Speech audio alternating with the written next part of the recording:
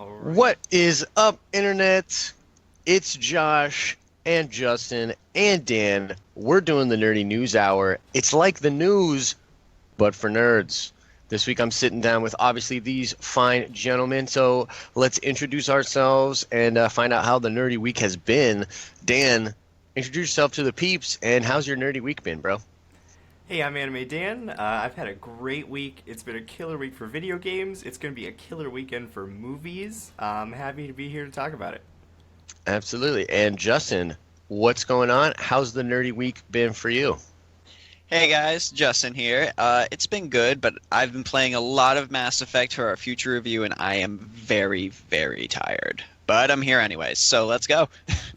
Yeah, awesome, awesome. I know you've been playing a lot of that Mass Effect. You're really trying to make a push on it, which, Dan and I were kind of talking a little bit off air. It's like, yo, I could not do that. I could not make a push like that on a game. But yeah, so let's get right into the first topic. The topic of the day is the possible casting of Cable for Deadpool 2.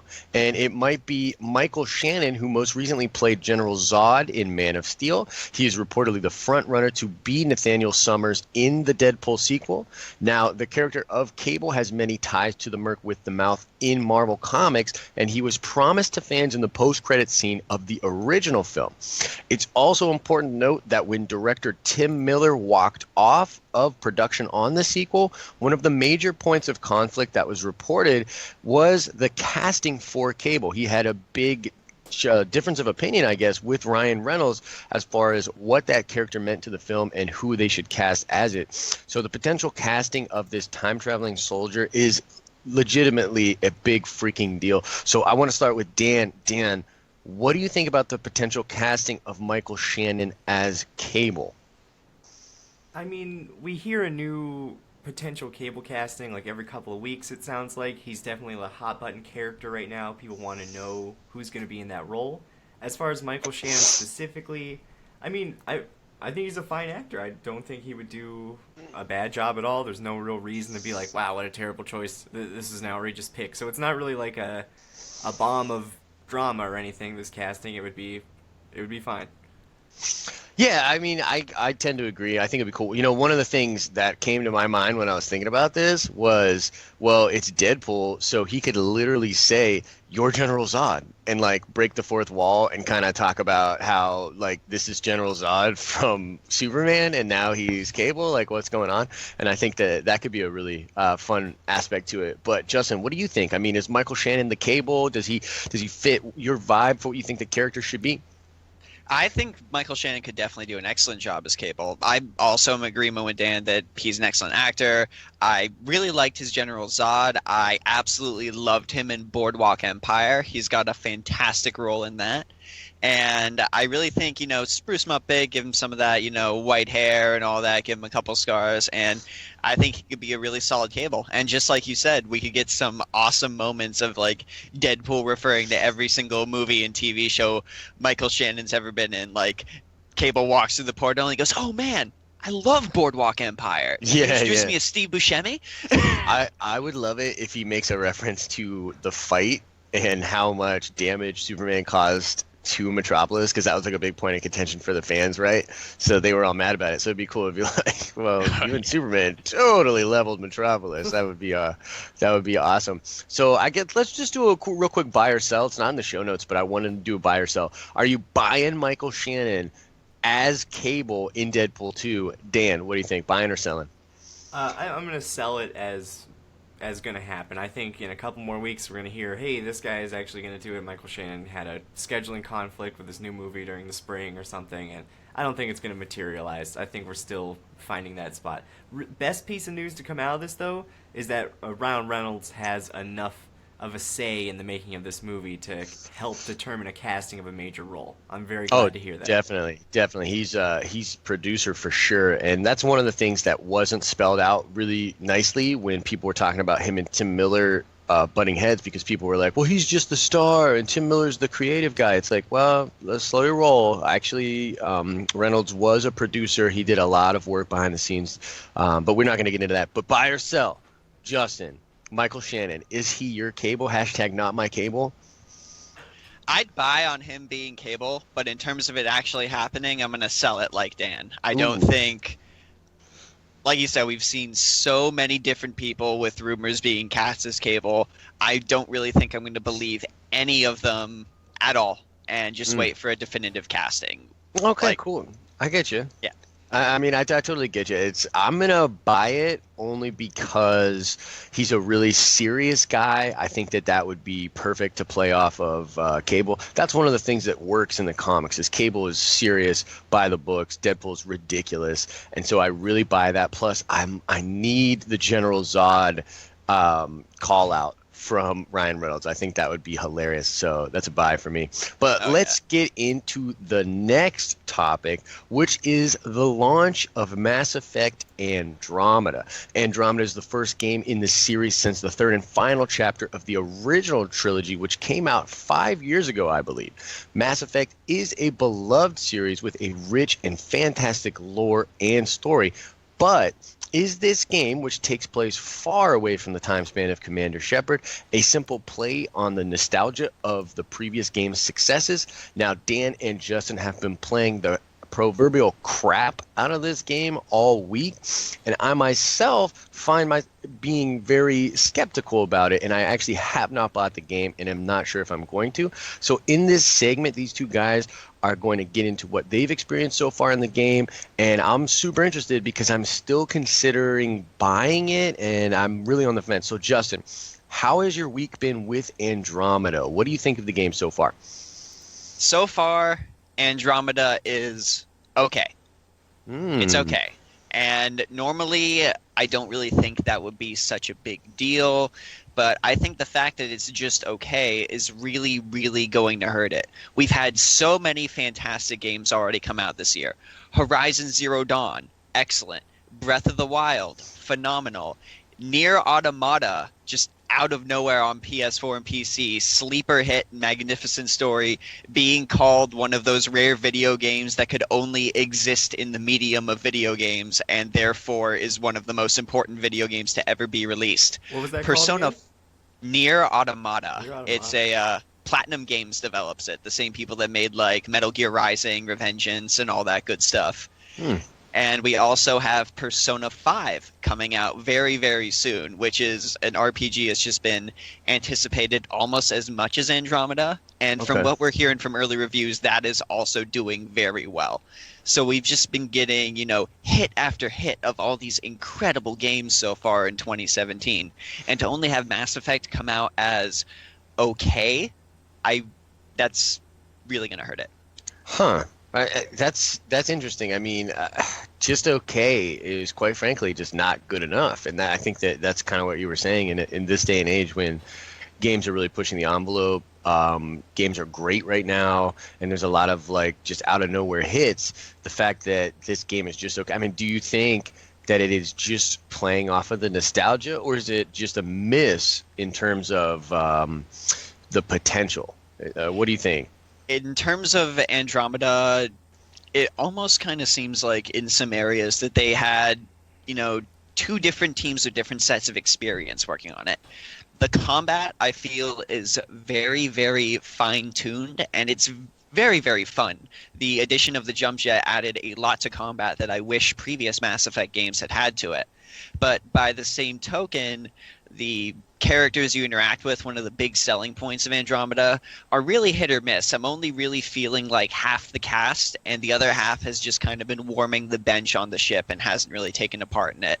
And as far as the story goes, the story starts out really, really promising, but I'm getting this feeling, without wanting to spoil too much, I'm getting this feeling that they're just trying to play off a lot of similar beats that the previous Mass Effect trilogy had, and aren't really letting Andromeda grow into its own as its own story. So when you're talking about relying off of that nostalgia, I feel like with the inclusion of, say, the Remnant, this hyper-advanced alien species that disappeared from the galaxy and nobody knows where they went, and they gave everyone all this technology, way too similar to the Protheans. I really think the game could have done without that at this point in time, 23 hours in.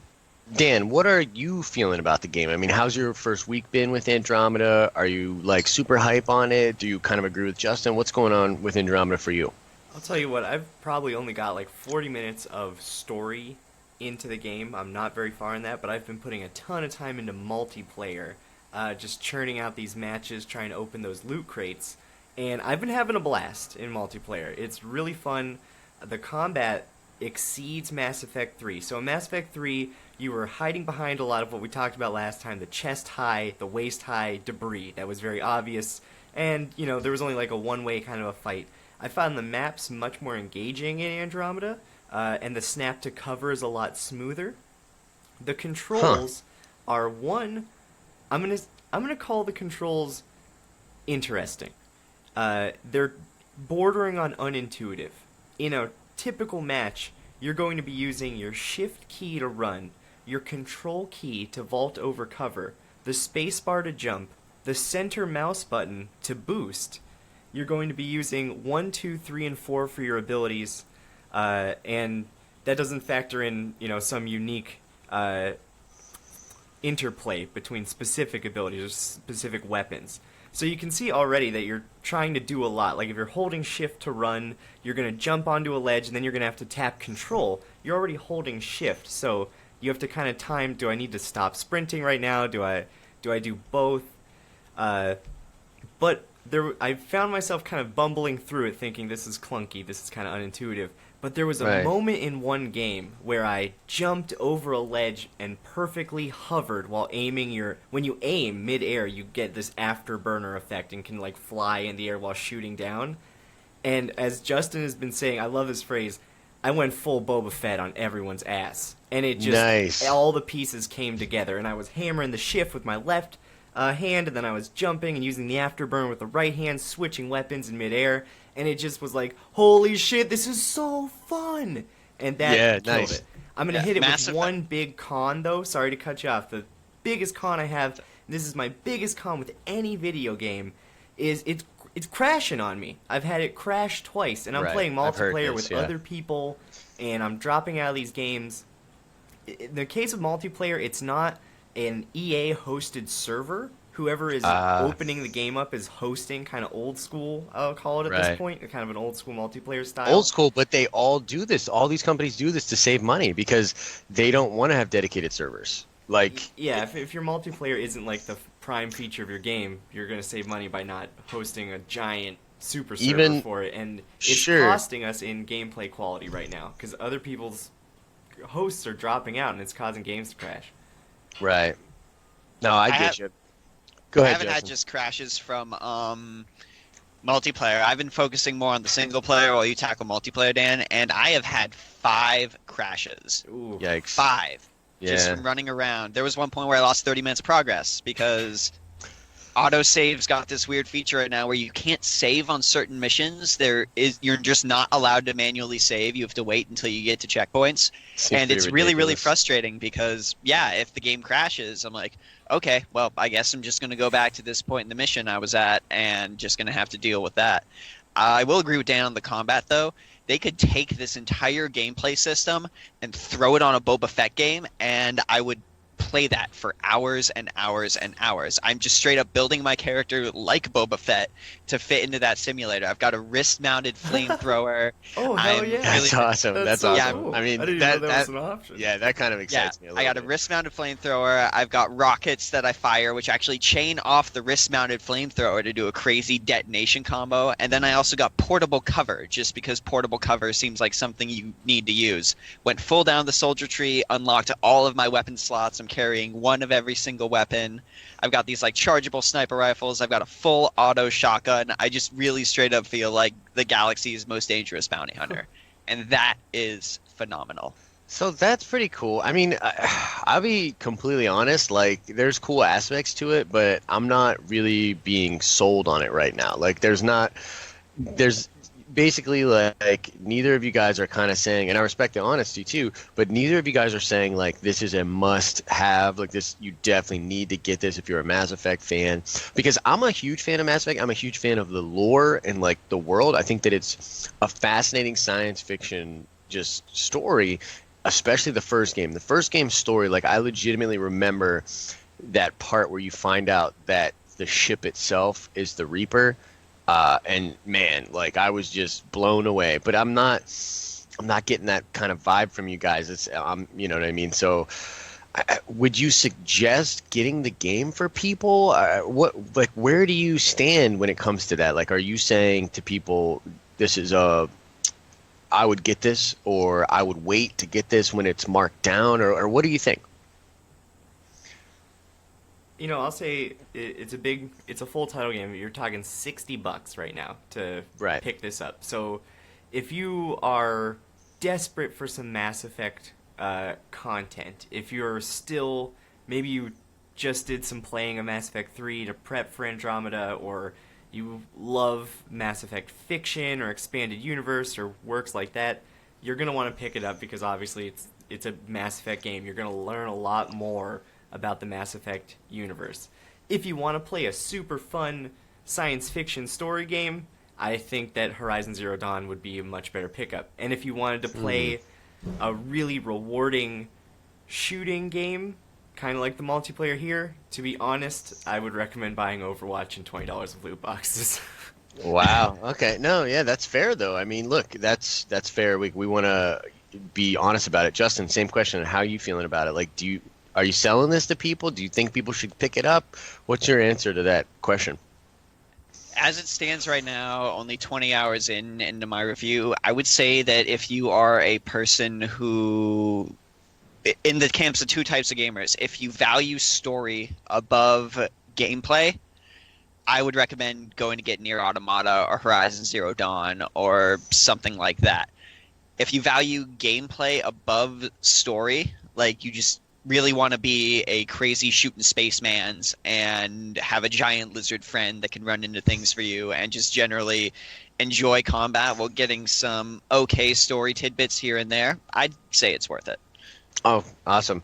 Hey, I just want to say real quick to everyone who's watching live, if you have a question about one of our topics, or maybe you missed the Deadpool or something like that, feel free to drop a question in the comment section. We'll dedicate some time at the end of the show to go over your questions. But as far as Mass Effect goes, I don't know, man. I don't think I'm going to get it.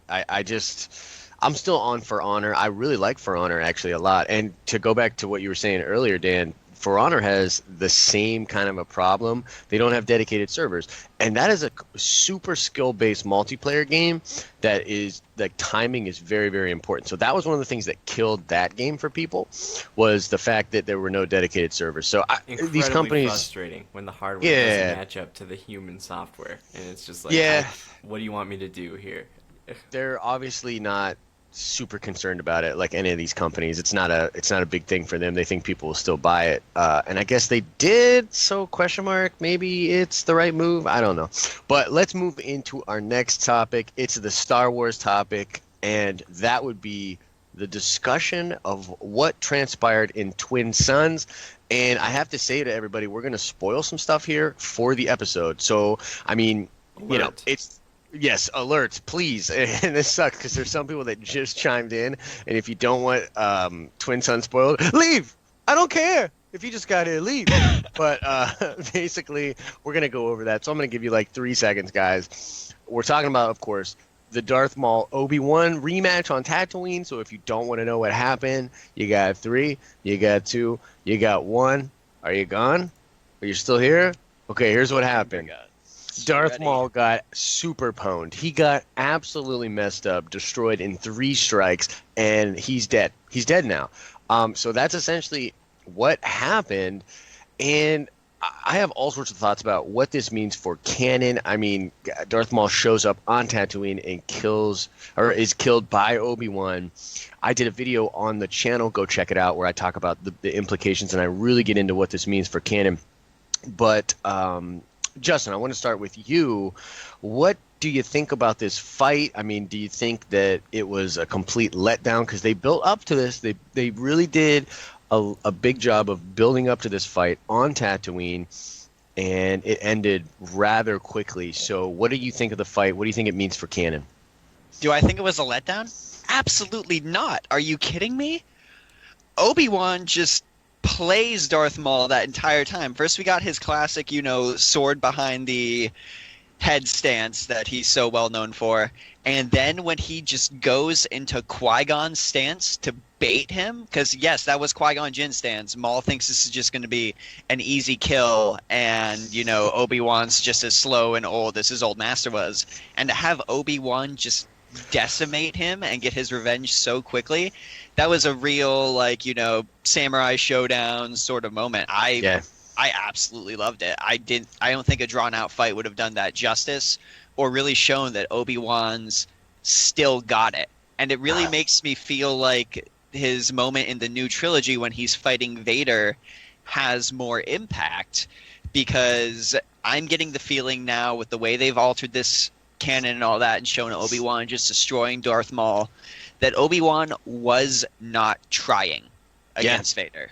Yeah, I get that. It's something I go into the video in a little bit, is that I tend to agree with you. I think what was going on there is that Obi-Wan is just super strong. He actually was very powerful.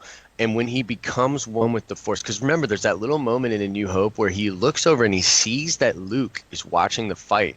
And then he goes essentially right into like noble sacrifice mode and is killed, but there's no body. So he just literally becomes one with the Force like that.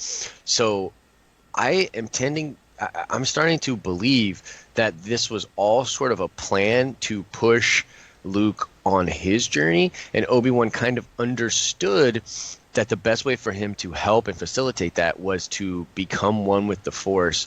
Dan, what do you think, man? Maul gets cut down in 3 strikes. I mean, this is a character that fans absolutely love. They were super pumped when Dave Filoni brought him back in Clone Wars. This guy amassed so much of an army and a threat to Palpatine that Palpatine himself has to go cut them down, which, by the way, was super dope. But, I mean, what do you think about him coming to Tatooine and being killed in 3 strikes? What do you think about that? I mean, I think they did a great job of, making a fan favorite character a fan favorite again in this new franchise, and then they used that to their advantage to put maximum drama into the fight, and so making it so one-sided and so quick.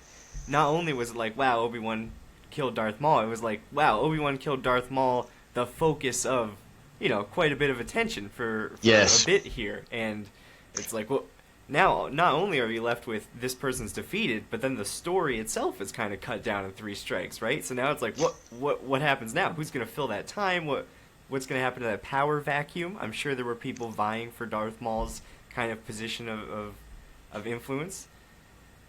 Yeah, It's going to raise some questions, I'm sure. No, I agree. I think it raises a lot of questions. I think that the big problem that fans have with it, and I don't know how much of it actually comes from the people of the show. Some of this is marketing, and I really get this feeling because you guys know I'm so obsessed with Star Wars, like 1000%. So I go way deep on this stuff, and even last year when Disney XD did that absolutely phenomenal trailer for the end of the season 2 of Rebels, and this is the trailer that famously had Ezra look at the green cross saber, and it was really cool.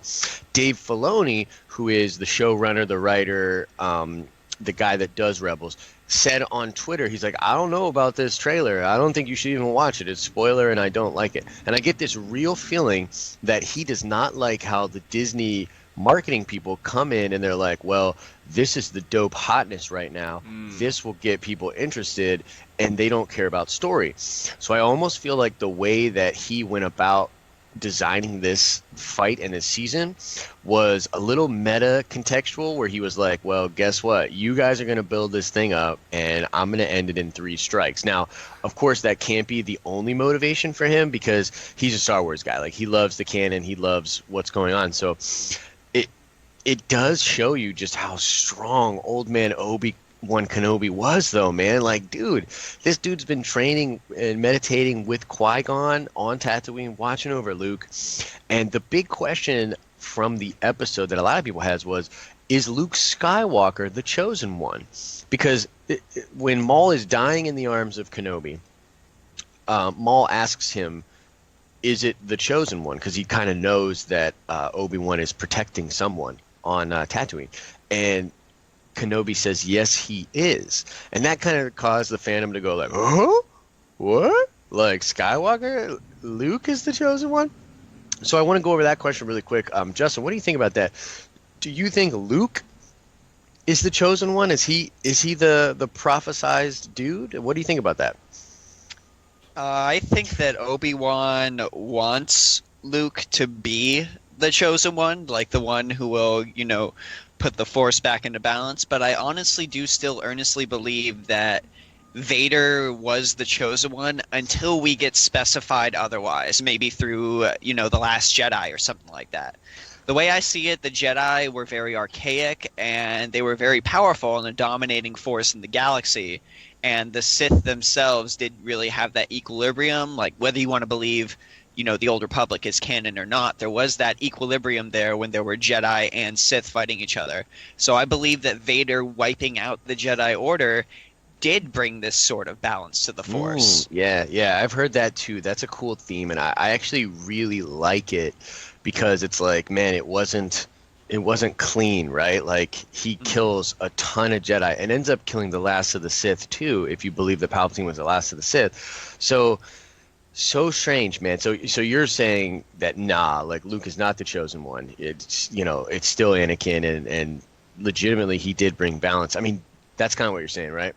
Yes, unless we see maybe something in The Last Jedi with Luke searching for all of this Jedi knowledge. We got him looking for these artifacts. Maybe his way that he is going to bring balance to the Force is by combining tenets of the light and dark side and creating this sort of gray that a lot of people really want to see with the Jedi. So maybe that's him bringing balance to the Force, is him just creating this sort of new Jedi Order, to name drop something from the EU, that sort of combines these two disciplines and really tries to bring the Force itself into balance rather than going to one extreme or the other. But until we get some confirmation of that, I think it's Vader. Yeah, I think it's Vader too. Dan, what do you think? Is it possible that Luke is the chosen one? Could this be a prophecy that was misread maybe? Yeah, I think the common kind of a layman's Star Wars interpretation is that Anakin was the chosen one, and then he kind of threw you for a loop when he did the whole Darth Vader thing. But then at the very end, when he throws Palpatine down the hole and kills him, that was him restoring balance to the Force and fulfilling the prophecy. So he fulfilled the prophecy of being the chosen one through the catalyst of dealing with his son, Luke Skywalker. So that's what people have interpreted, but there wasn't a point where he was like, he didn't take the helmet off and go, I was the chosen one, Luke. Right, and then right. disappear. Like, it was never verbally said. Yoda's ghost didn't pop up and say, the chosen one fulfills his place, or anything like that. Yeah. So that's kind of just people's assumption. They could very well make, clearly he didn't bring total balance to the Force. Look at Episode 7. So yes, let's see what happens. Maybe Luke does something even bigger here coming up in Rebels, or I don't know.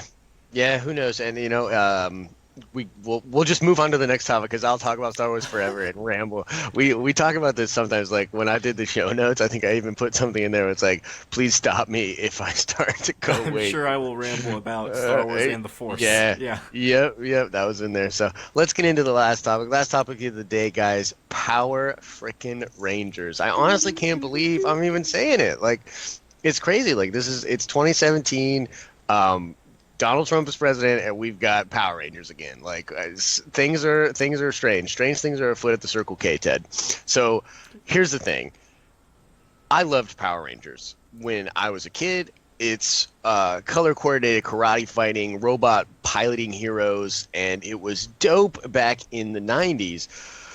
Here's the other thing. The film stands at 44% on Rotten Tomatoes, with 94% of audiences wanting to see it. So, as we said earlier in the show, nostalgia is a very powerful draw, but it's kind of hard to decipher if that nostalgia and those old brands are handled with, like, true respect for what they had done prior. So, I have fond memories of the old Power Rangers movies, and I include myself in that 94% that wants to see it, but my expectations are actually kind of low. So, Dan, I kind of want to ask you, man, I mean, were you a fan of the old Mighty Morphin Gang, and what do you think about this modern take on the franchise?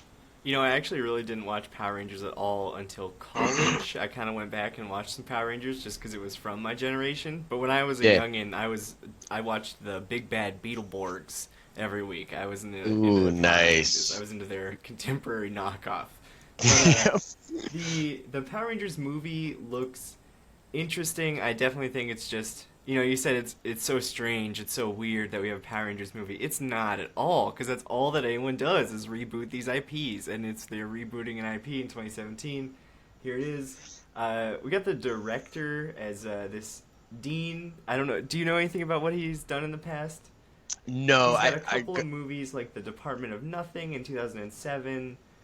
Project Almanac in 2015. I haven't seen any of these films. I'm kind of just reading them off this list here, looking for anything I've seen to base a No, I'm not really speculation familiar on. with him at all. Yeah, I'm not really familiar with him. The thing that when I was first introduced to the idea of the new Power Rangers was, I believe it was last year, maybe 2 years ago, when that really dark version, that short film, and it's by the same producer in Hollywood that did the Punisher Dirty Laundry short with Tom Jane, and I'm blanking on his name. I think it's Ari something.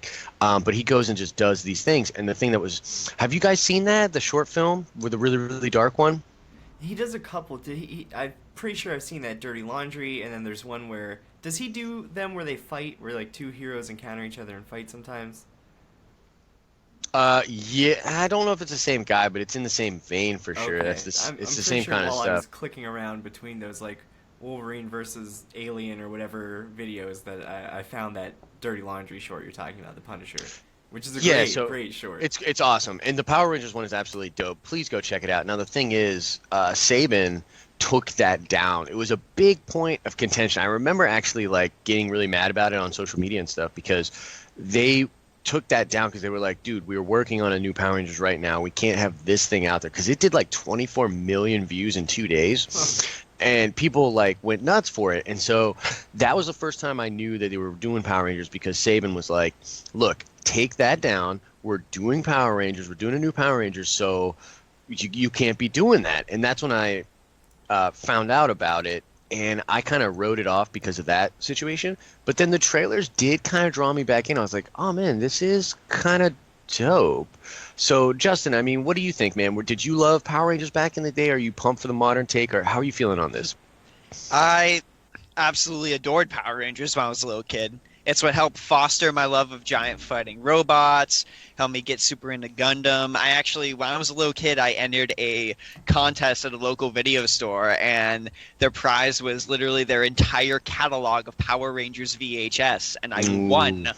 So Nice. I got all of these Power Rangers VHS that I just watched tirelessly over and over again. I love Mighty Morphin. I even watched like into Neo and Turbo and all that stuff. So I really, really like Power Rangers. I really want to see this movie, but I don't really think it's going to do well for like one simple reason. Power Rangers is silly. Yeah. Power Rangers is really, really silly. Like Ivan Ooze is a bad guy that exists in the universe. There's all these like crazy high school moments they threw into our version of Power Rangers. Power Rangers is supposed to be just, really kooky, really wacky, all these crazy monsters of the week. And from what I've seen from trailers of this movie, they're trying to make it way too serious. And I think that's really going to hurt it.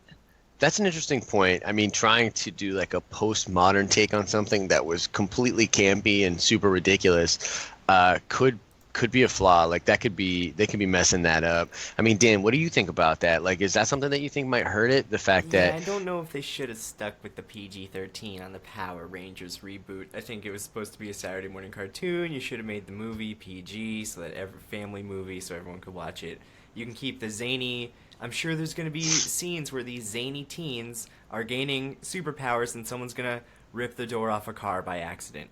Or crush their chocolate milk carton and get it all over everybody in the cafeteria. You know what I mean? Yep. So that's going to Yep. happen and it's going to be laughs. That's great. But then there's going to be like a handful of swear words and maybe one awkward moment of sexual tension, that who is that for? Are they trying to appeal to us, the Power Rangers fans who have grown up and now want a grittier, edgier Power Rangers? No, I don't want that. Are they trying to appeal to teens, like the 13 to 18 range, who wants like a grittier level of Power Rangers that they're allowed? No, I think they could still go see a PG date night movie with explosions and giant robots. So I think they kind of lost their desired audience with the PG-13. And then I want to just bring up this point I found. We've got Haim Sabam.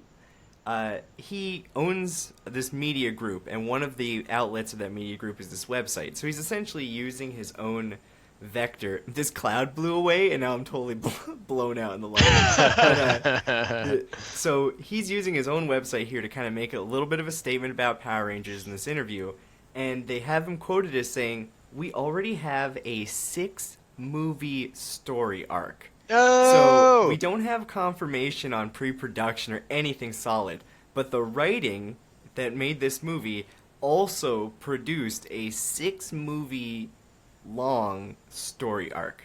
So, you know, are we going to see 5 more Power Rangers movies? Is this one going to be a huge success? I don't know, but get ready for more Power Rangers. He also mentioned they might even, there's some speculation with people close to the film that they might change over to the Neo or Turbo costumes in one of these movies. So, who knows? All right. Oh my God. Yeah, I really, really don't know how I feel about that. I mean, like, what is it with? I mean, everybody wants a franchise, right? I mean, that's the new thing, right? And so, but I just really It's so weird because I've really mixed feelings about it. But let your movie be successful first, please. Like, can we just have a good movie and then be like, yeah, let's do another one, you know what I mean? Instead of being like, well, we're gonna build this thing as this continuation thing, and it's all Marvel's fault. And so I sound like a hypocrite. I sound like a total hypocrite because I absolutely love the Marvel Cinematic Universe, but I still feel as though it was different back then. You know what I mean? Like, don't get me wrong, they were planting all these seeds and doing all this stuff, but you know the big difference was Iron Man 1 is a fucking flawless movie.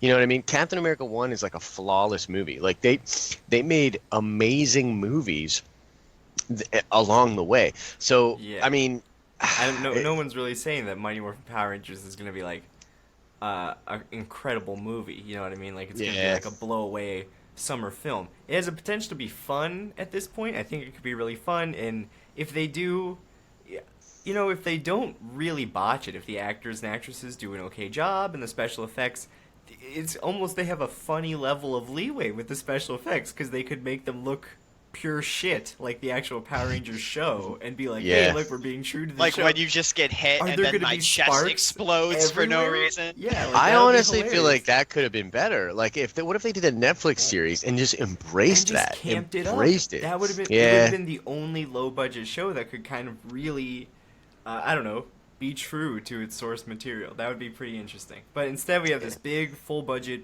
first of 6 blockbuster potentially that they're trying for. And I think it's either gonna totally miss or it's gonna be an okay film that keeps on chugging. You know, we'll see a bunch. I do want to point out that like this is kind of like a media fad, this giant weave all our movies together into a franchise. But that's not like unprecedented. Like when trilogies started to become a thing, then everybody was planning or doing a trilogy. And then when the evolution of the trilogy, this like movie tree came up, now everyone's going to do a movie tree. And then eventually when there's like, you know, when new media gets even bigger, there's going to be part 1 released on new media and part 2 released in theater, and you have to see both and sign up for something and all kinds of stuff. Agree. I want to talk for a little bit about a comment that came in from Scott Campbell. What's up, Scott, by the way? But he says that the CGI is overdone, like waving cat toy in people's faces, like look at the effects and ignore the plot. I mean, what do you guys think about that? Because part of the charm of the old show was just how ridiculous the combat looked. Like these were clearly just dudes that they made look bigger fighting in suits. Do you think that the CGI thing, are they going a little too Transformers on us with this? Do you think that's something that will hurt it, or what do you think about that? Justin, what do you think? Yes. That's just not Power Rangers. Overdone CGI is not Power Rangers. Goldar being a guy in this giant terrible suit of armor with this rubber mask that can barely move the mouth. All these giant like kaiju monsters fighting a clunky robot that's clearly just another dude in a suit. That Right. is Power Rangers. That is Yeah. quintessential Power Rangers right there. You don't need to mess with that. You don't need to go ahead and, try and modernize it up and all that. Part of what makes Power Rangers so good, and part of what gives Power Rangers its charm, is how, quintessentially early 90s it is, how quintessentially campy it is. You don't go into Power Rangers looking for high production values. If that's what you're going into Power Rangers for, you're in the wrong place. I think Yeah. that if you compare this to Transformers, which is a pretty easy comparison, the advantage that Transformers has there is that it hadn't really been live action before. It was just the cell shaded in the 3G cartoon. Very good point. So Very when they good point. bring it into IRL and they pump special effects and really cool explosions into it, it's like, whoa, they've really taken it to the next level. This is what transforming robots would look like. Power Rangers was live action before. It looked goofy as hell. And if you want to make this movie, I think you would have been so much better than banking on the popularity of Power Rangers to risk just a minutia of creativity and come out with the movie Battle Teens and give them their original names and something like that. And it's your own IP then, and you don't have to rely on all the Power Rangers nostalgia. You can be like, hey, I made an attempt at superpowered teens who fight in robots movie, right? Yeah. Yeah, it's an interesting dilemma. I think that, Scott just kind of said too, it's not just Power Rangers, it's a lot of movies. I agree. I think that the style over substance is kind of the thing nowadays. And I mean, look, those trailers look, despite all of that and despite what I'm saying, those trailers look dope and the suits do look kind of dope. So it's hard for me to be like, well, yeah, that carrot shouldn't be there because it's legitimately one of the only things that's really driving me to maybe go see the film. And I did want to mention too, just because we had Cody Walker just pop in. What's up, Cody? But he brought up this thing when I did a post on Facebook earlier where we were talking about this review from, I think it was the New York Times, and the review is a positive review on Rotten Tomatoes, and it literally says, if you set your expectations low enough, you will enjoy this movie. And that's a positive review. So it's like, man. Right. It means it's possible. It means it's reasonable to get to that so level you're of saying expectation. there's a chance. Yeah. So I don't know how I'm feeling. Like I was talking to my buddy about it, and we're both like on the fence about it. We might go check it out tonight. It might be a cool thing. And I also just couldn't decide myself earlier. Like, is it cool? Like, is it cool to want to go see Power Rangers? I can't really decide because I feel like even when I loved Power Rangers, there were people just a couple years older than me that were like, dude, that's dumb. Like, that's so dumb. So I don't know if it holds the same kind of nostalgia as some of these other things. But what do you think, guys? Do you think we can wrap? Was that a pretty good show? I think we're done here. All right, we are done here. You shall not pass. So this has been the Nerdy News Hour, guys. Every Thursday at pretty close to 11 a.m. Eastern Standard Time, we're going to be going live. We'd love to take your questions too. So hit us up on any of the streams on social media if you have any questions, and we can answer those. Love to be interactive with you guys. So we're signing off for now. Justin, where can people find you on the interwebs, and what are you up to on the channel? People can find me on Twitter at Emperor_Justin. That's where I hang out on the Twitter Dome. And as far as stuff goes for the channel, right now I am plowing through Mass Effect Andromeda, trying to get a review up as soon as possible. And then immediately after that, because I'm a crazy man that refuses to give myself any sort of rest, I'm plunging right into our review of Persona 5. So we will have that up as well. Nice. Very, very cool. And Anime Dan, where can people find you on the interwebs? And what are you doing with YouTube? What are you doing on your channel? What are you doing for the Den? What's going on? Well, man, so much video game stuff is dropping right now. I'm focusing on that. So on my channel, Anime Dan on YouTube, and on Twitter, anime__Dan, you're going to see some stuff about Mass Effect multiplayer. I'm definitely going to throw up a small video about the new Overwatch hero, Orisa. Just a bunch of general game stuff coming down the pipe. Very cool. Guys, you can find me on Twitter as Joshua Adam Lucas. You can find me on Facebook as Joshua Lucas. I'm all over when it comes to the Den of Nerds. So whether that be on YouTube or the Facebook, you can always get in touch with me that way. And as I always say, I hope you're having an awesome and nerdy day. See ya. See ya.